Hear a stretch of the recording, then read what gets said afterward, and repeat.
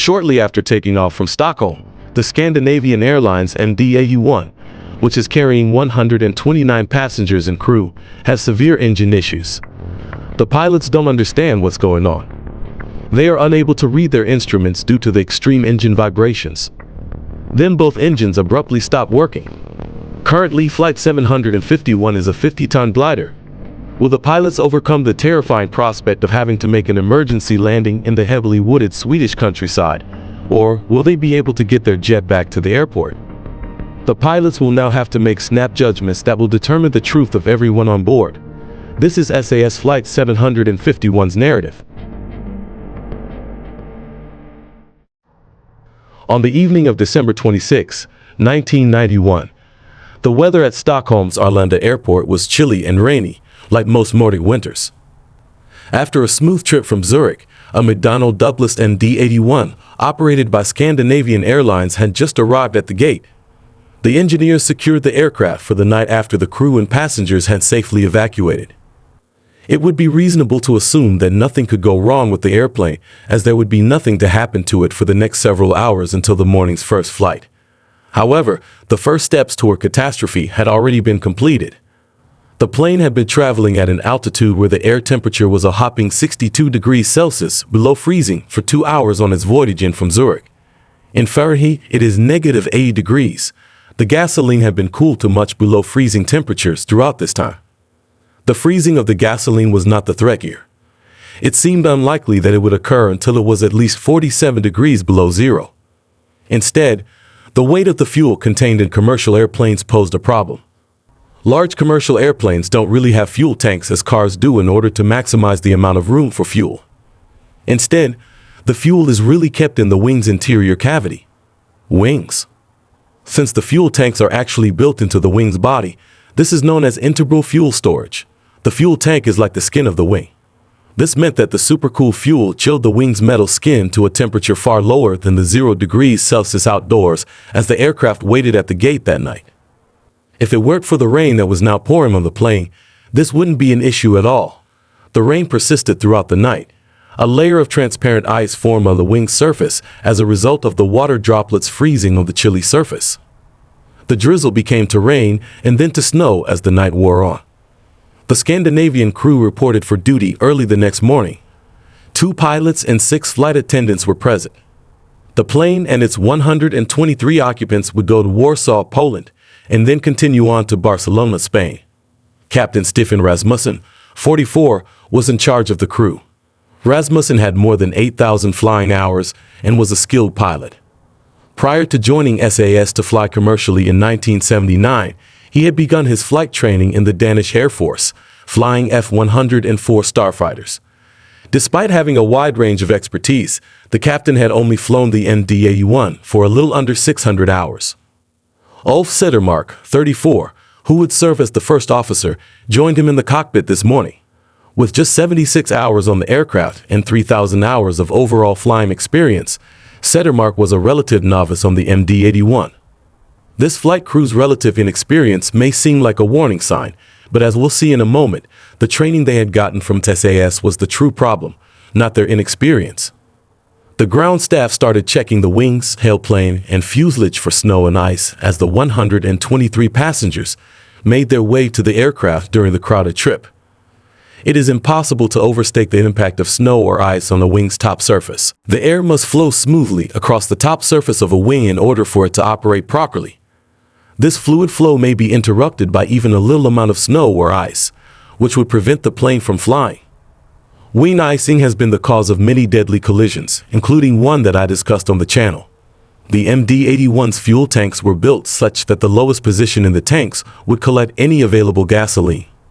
This occurred on the trailing edge, where the wings were fastened to the fuselage in the inboard area of the wings. This region has become known as cold corner due to the accumulation of very cold fuel. When ground workers de-ice the aircraft, they must pay particular attention to the cold corner. The de-icing crew had started spraying de-icing fluid on the wing's top and lower surfaces after speaking with the captain. The visible snow was blasted off the wings by the hot combination of water and glycol, and the procedure was finished after a few minutes and 850 liters of fluid. The captain was subsequently informed by the engineer in charge of the de-icing that there was no more ice on the aircraft. The captain, wanting to be extra sure, requested the engineer to check that the wing's bottom surface had likewise been completely de-iced. The engineer affirmed that it had. From everyone's perspective, the aircraft was now prepared for takeoff after resolving that crucial issue. The ground crew, used to the harsh winters in Stockholm, had done a superb job maintaining the aircraft, and the captain had no reason to assume otherwise. Sadly, this presumption was incorrect. A thin coating of transparent ice remained unbroken at the cold corners on the inboard portion of the wing's top surface. Ground workers could not see it, and while the air temperature was now above freezing, this ice was not going away because of the supercooled gasoline in the wing tanks. The captain declared it finished a few minutes after the icing was finished. After being given the all-clear to push back, 751 started to push back from the gate. Now the time was running out. To prevent ice from accumulating on the engine intakes, the pilots activated the engine anti-ice system and began the plane's engines. The pilot then started taxiing the plane to runway 08 in Stockholm. In order to avoid skidding the plane on the slick taxiways, he taxied cautiously. There was no snow on the runway itself. There were just a few standing water puddles left. When he arrived at the runway, the captain lost no time in turning onto it and causing the engines to cut off power as soon as he had lined up. Flight 751 started to roar down the runway when the autothrottle system activated and established the proper power for departure. Nobody on board realized that this was going to be the airline's shortest trip ever.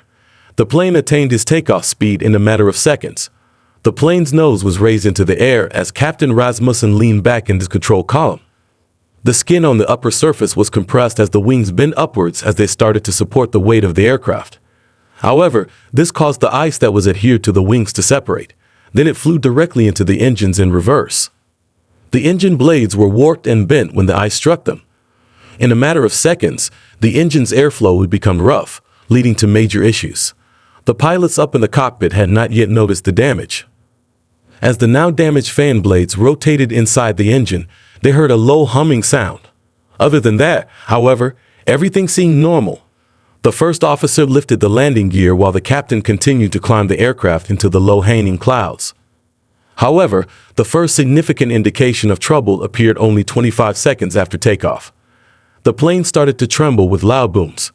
The airplane seemed to be braking badly with each boom, causing the scared passengers to be jerked forward in their seats. There was a problem with the aircraft's engines, and the pilots knew it. What was the question? They looked over the engine's instruments for any clues as to what may be going on, but the vibrations were so extreme that they had problems reading the screens. After a few seconds of attempting to study the instruments, the first officer correctly surmised that one of the engines was suffering from compressor stalls.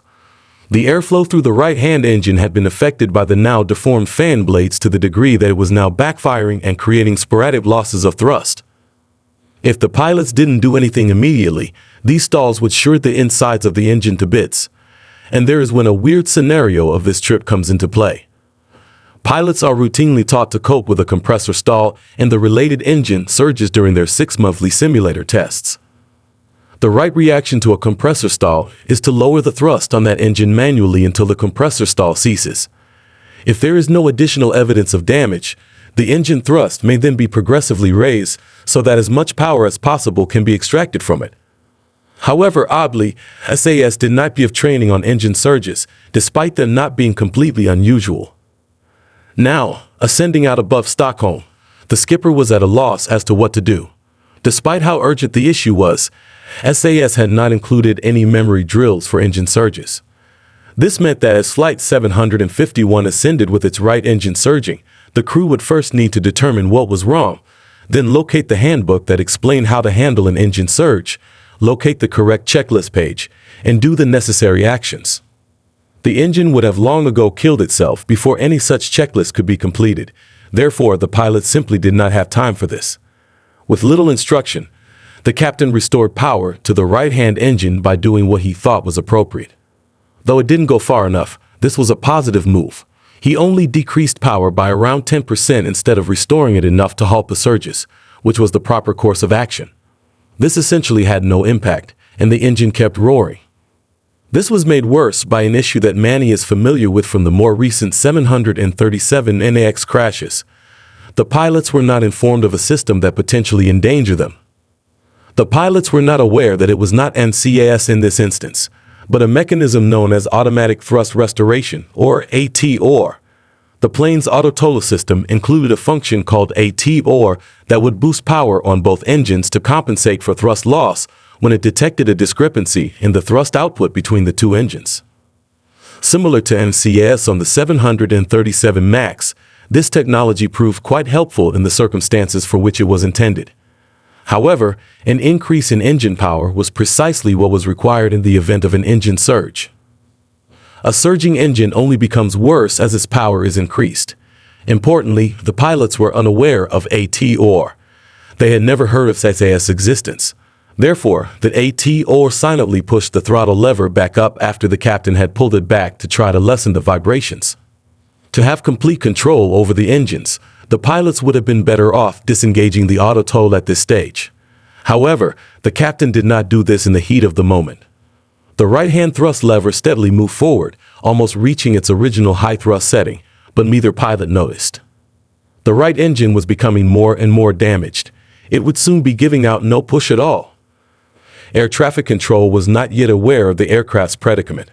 They were getting ready to provide further climb orders to combat 751, and they were still giving permissions to other aircraft in the vicinity. The only people aware that anything was off with the plane were the crew and passengers. Even yet, they were unaware of the full scope of the threat they faced. This is because the impact of the ice had damaged more than just the right engine. 40 seconds after the right engine started to surge, the left engine followed suit. The engine was starting to splutter and backfire because the ice had so badly damaged the blades that they could no longer keep the air flowing smoothly through it. The pilots, however, were still perplexed by what was happening to their aircraft and believed that the sounds were just additional stalls coming from the right-hand engine. It never even occurred to them that the left engine may also be having problems. Ultimately, how likely was it that two engines would begin to develop compressor stalls at the same time? It turns out that if they had both recently breathed a lot of ice, it is rather high. Once again, however, the pilots had been informed before to take off that their aircraft was free of ice. The captain hit the autopilot button while the jet ascended 2,600 feet, freeing up the pilot to handle the aircraft's issues. However, the aircraft was in such a condition that the autopilot was unable to handle it. When the captain hit the button, it disengaged. It could not be avoided. For the remainder of this battle, the pilots would have their hands full. The pilots were too preoccupied to quiet the autopilot disconnect alert, which was audible to passengers seated near the cockpit at the front of the cabin. Per Holmberg, an off-duty SAS captain, was one among those travelers. Holmberg could sense the engine roaring, and he could see the pilots attempting to resolve the issue from his position close to the front. Another off-duty SAS pilot was toward the rear of the aircraft. One of the flight attendants was instructed by this pilot to alert the other pilots of the surging engine. The flight crew was too busy to respond when the flight attendant summoned them on the intercom. The pilots had to drastically cut the engine's power at this time because the right engine was ripping itself to pieces. However, the captain was hesitant to take this action. His training on the Kegworth catastrophe in the UK, which had happened just 2 years before, was still fresh in his memory. The pilots in that catastrophe had shut down the incorrect engine by mistake because of severe engine issues. As a result, 47 passengers were killed when the plane crashed into an embankment just short of the runway.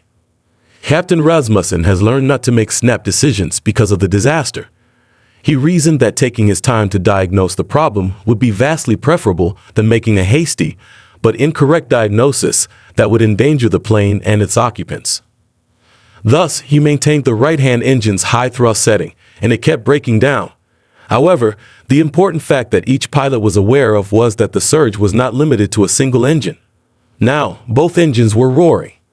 The engines were being torn apart by the grinding of metal blades at hundreds of degrees Celsius within their casings, which were heated by hot gases and scraped against one another. The right engine died a few seconds after the left engine began to surge. The left engine also failed 2 seconds later. Flight 751 was reduced to a 55-ton glider, still in the clouds at 3,000 feet above the Earth. The jet abruptly decelerated, leaving the crew and passengers with nothing to drive them forward, giving them a dreadful sinking sensation. At 3,300 feet, the short ascent reached its zenith before becoming an inexorable and final plunge. The pilots up front couldn't believe it. They had gone from an engine issue to a life-or-death emergency in a matter of seconds. The aircraft would eventually crash to the earth without engine power. Additionally, the pilots would only have 2 minutes to make contact at a height of 3,000 feet. The pilots, together with their 129 passengers and crew, would now have to make decisions that may mean the difference between life and death every single second. The first officer was instructed by the captain to restart the engines. However, the left engine caught fire as soon as the officer attempted to do so. He could see from the engine sensors that both engines had output temperatures over 800 degrees Celsius. He extinguished the fire by pulling the lever on the left engine. The right-hand engine was now their only chance. Unaware of the aircraft's issues, air traffic control gave the flight permission to ascend to 18,000 feet. The first officer radioed back to inform them that they needed to get back to the airport because they were experiencing engine problems.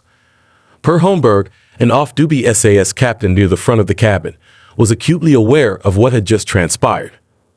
Curiously, the pilots did not seem to be speaking or to have their hands on the throttles, yet he could see warning lights shining on the overhead annunciation panel. This inaction worried Holmberg so much that he thought the captain could have had a heart attack. He sprang from his chair and volunteered to help. He was instructed by the captain to turn on the auxiliary power unit, or APU, which would provide backup electricity. In order to assist him in trying to restart the surviving engine, the first officer then gave him the emergency checklist. This task sharing was quite crucial. The captain's sole responsibility was to guide the aircraft back to the airport. After then, the other 2 pilots could do whatever they could to solve the aircraft's issues. The first officer tried to relight the right-hand engine by setting the starting switch to continuous ignition.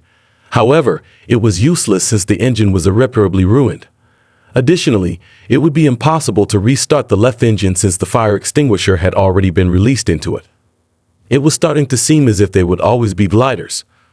In the hopes that his crew might restart the engines in time for him to reach the airport, the captain had made a sharp left turn. He wanted to avoid putting the aircraft down in the field at all costs, but if they couldn't, he would be forced to do so. But he couldn't identify a place to land since the plane was still in the clouds. He had no choice except to keep his pace, drop slowly, and pray that a field would be waiting for him when he emerged from the clouds. Even if that was difficult enough, he now had to deal with another obstacle. His 2 primary screens had gone blank due to a lack of electricity. Now that they were gone, he had to depend only on the little standby instruments to inform him his speed, altitude, and whether he was directing the plane's nose up or down. The skipper was completely overwhelmed by this horrible circumstance. This was visible to the off-duty pilot. Rasmussen was feverishly scanning the cockpit, focusing on less important instruments rather than the crucial speed and altitude indicators. Holmberg feared that since he was preoccupied, the pilot may unintentionally slow the plane and cause it to plummet from the sky. He reminded the captain again and again to stare directly ahead. The first officer's instruments were functioning, and he could tell that the aircraft was becoming dangerously sluggish. He deployed the slats at the leading edge of the wing in order to provide some buffer between their present speed and their stall speed. This added a little lift without adding a lot of drag. Captain Rasmussen yelled to the cabin crew to be ready for an emergency as he turned back to see through the open cockpit door. Holmberg advised him once again to focus directly ahead. You would have to concentrate only on piloting the plane. Hallmark expanded the flaps all the way in 30 seconds. With time running out, the plane was now dropping 1,100 feet. The captain called back into the cabin once again, instructing the cabin staff to be ready for an emergency that could occur on the ground.